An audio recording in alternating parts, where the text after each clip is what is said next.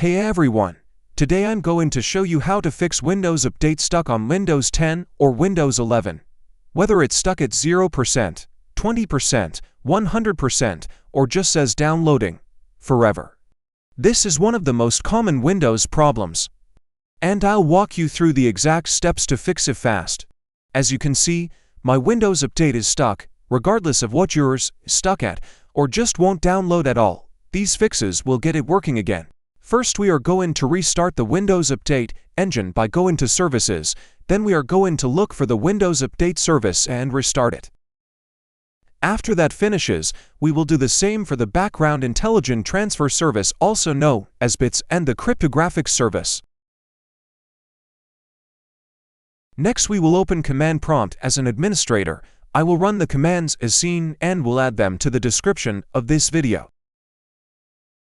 I will skip ahead to when it finishes and it will say 100% complete.